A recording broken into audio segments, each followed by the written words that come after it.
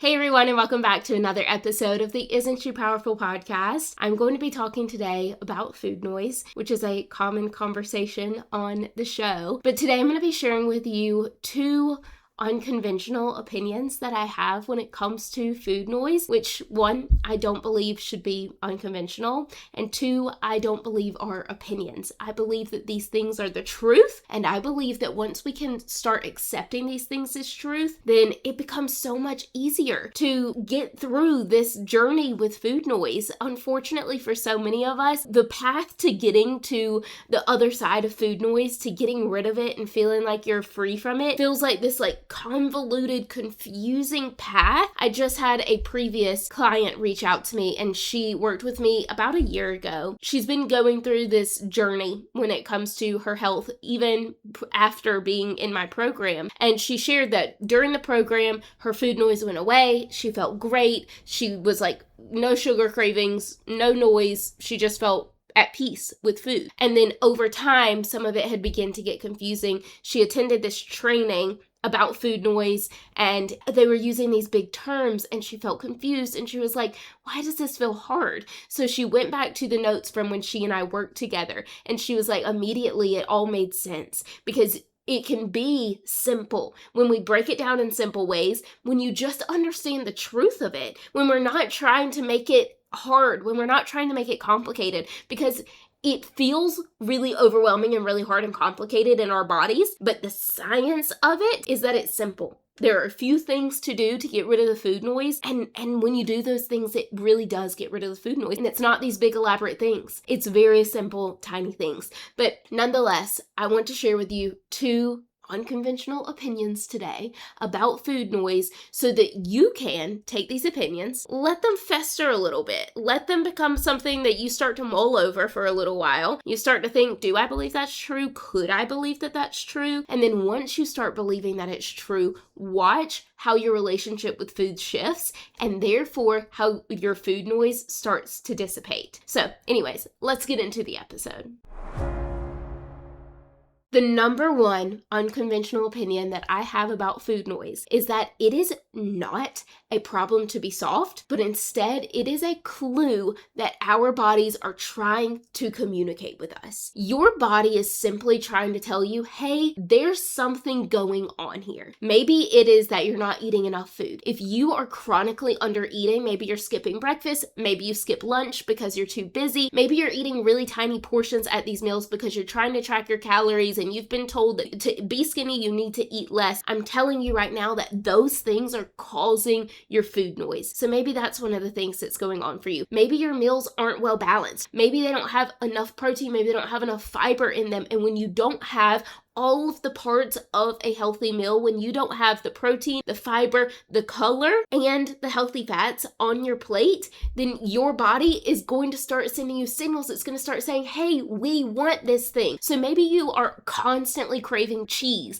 Maybe your body's like sending you these signals all the time. Eat cheese, eat cheese, eat cheese. That is a simple communication from your body that you aren't eating enough healthy fats. So pay attention to what these signals are. Your body is not trying to fight against you. It's not listening to you say, we want to be thin, we want to feel good in our bodies, we don't want to be running to the bathroom all the time. It's not listening to you share all of these wants and desires and then saying, let's sabotage her. Let's make sure this doesn't happen. Your body doesn't want that. Your body wants to feel good just like you do. But if it's not getting its fundamental needs being met, it is going to ask for those needs to be met. So I've already talked about you're not eating enough. I've already talked about you're not eating well-balanced meals. Sleep also plays a big role. If you're not getting enough sleep, your body is going to send signals for food.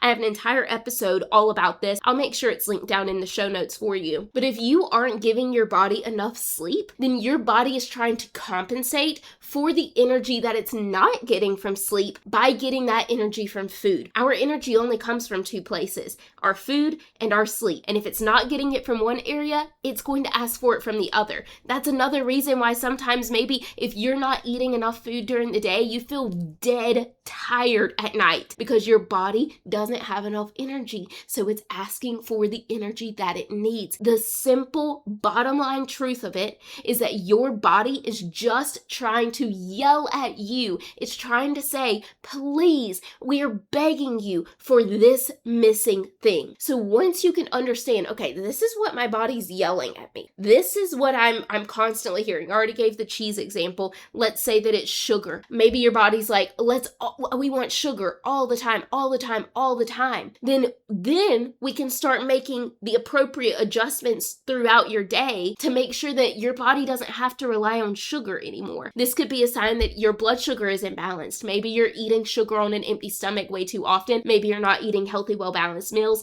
Maybe you need to be getting up and moving after your meal. Do you understand that there are a million things that your body could be telling you, which feels overwhelming, but also once you understand what those things are, it's not that overwhelming. You can just say, okay, I understand that this is the list of things that my body could be asking for, and I can start ticking it off. Were my meals well balanced? Yeah, that's probably not it. Did I eat sugar on an empty stomach? No, then that's probably not it. Did I get only 4 hours of sleep last night? Oof, yes, I didn't get enough sleep last night. That's definitely it. Now I know I can prioritize either getting better sleep this upcoming night, or during the day when I'm struggling with those sugar cravings and I can't go back to sleep right now, I can prioritize giving my body really good quality food sources so that it can get really good energy from the food. It's asking you for sugar in that situation because that's the easiest thing for it to convert into energy. It just wants energy really quickly, and sugar can be turned into energy so fast. So your body asks for sugar because it's not thinking ahead. It doesn't know all of the things that you are learning and that you know. And that's why people work with me, because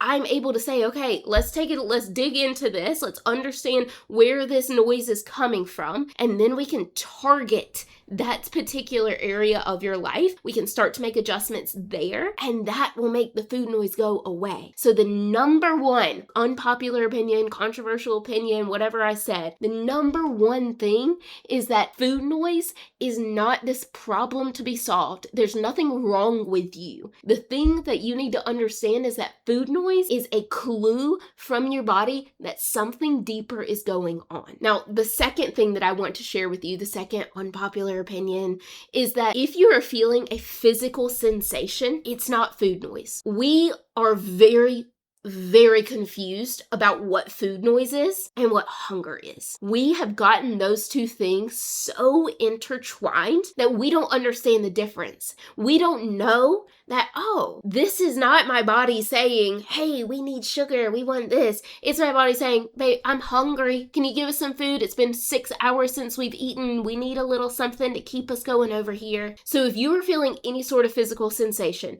you're feeling a little bit nauseous in your tummy, maybe you're feeling a little bit tired, you're feeling that grumbling sensation that we all know is your body telling you that you're hungry. You know what it feels like to be hungry. You know what it feels like when you need food. And yet we have told ourselves for so long that being hungry is a bad thing. We've told ourselves that if I'm hungry, then that means that I'm doing something wrong because I need to not eat so that I can be skinny. That is not the solution. That's not going to help your problem at all. By ignoring those hunger cues and telling yourself, no, we're not going to feed our body because that's going to add calories, that's going to make me fat. It's not going to make you fat. In fact, feeding your body, feeding it well-balanced meals, healthy meals that have all of those things that I mentioned earlier, that is giving your body what it needs to keep the metabolism running. If you are under eating, you are under fueling your metabolism, and your metabolism is like the engine of your car. If it runs out of gas, then it's not doing anything. It's just going to sit in the driveway. And that is what's happening to our bodies when we constantly undereat. Our metabolism has completely stopped, and now no matter what you do, you're not going to see any weight loss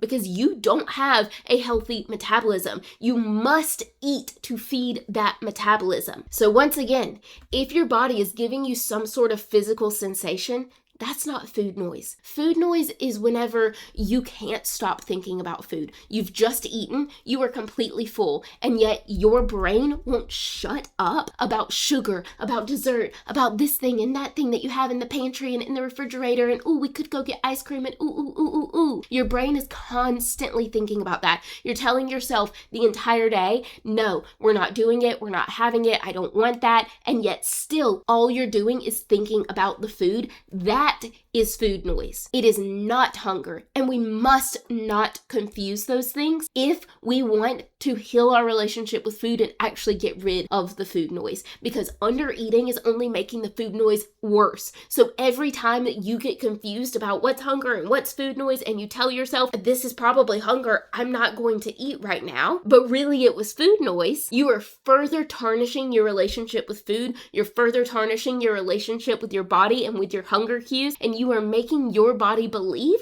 that even if it sends you these signals about hunger, you are going to ignore them. And that is not something we want to be occurring within our bodies. So what I want you to hear from this episode, I know that it's rather short, but what I need you to take away from this is, number one, food noise is not a problem that you need to be solving. Food noise is a clue from your body. It is your body trying to communicate with you, trying to tell you something is not right. There's an imbalance here. It could be your relationship with food. It could be in your diet. It could be with your exercise. It could be sleep. It could be stress. All of these things are contributing factors, and you must understand the root and you must attack the root. I want you to think about if you, right now, the weeds are growing for all of us. It's summer, so weeds are popping up all over your flower beds, all over your garden. There's weeds everywhere. If you go out and you just pull the top of those weeds, then you're never going to actually get rid of the weed. It's just going to keep growing. You have to pull it from the root.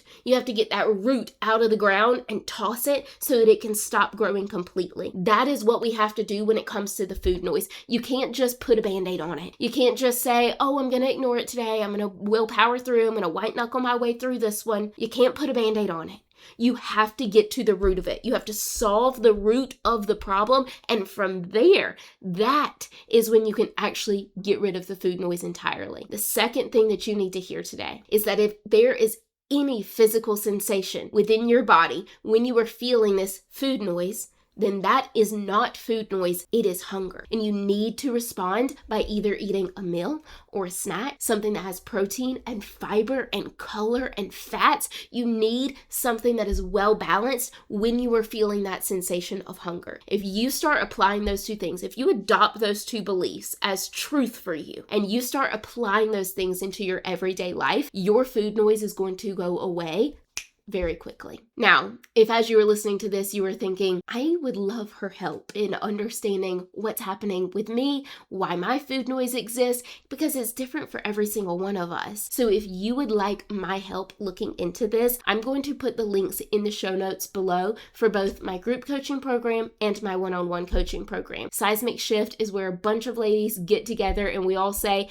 I'm struggling with my relationship with food, with my food noise. It just won't stop. And I help you understand what's going on within your body to make it go away. One-on-one coaching is where you and I sit down together and we say, what do you have going on? And then I dig into your life piece by piece and I uncover exactly what you have going on to make sure that you live a life of true freedom. I would be honored to get to work with you in either of those capacities. So head on down to the show notes and check both of them out. If you have any questions, you can contact me via email at laura@behealthyhabits.com, or you can head over to social media and find me at Laura Be Healthy and send me a DM. Thank you so much for being here for another episode of the Isn't She Powerful podcast. It would mean the absolute world to me if you would share this episode with a friend, with a family member, or go down below and leave a rating and review if you are listening on Apple Podcasts. I can't wait to see you in the next episode. Thank you so much. I can't wait to see you again next week. And always remember, the more you know, the more you grow.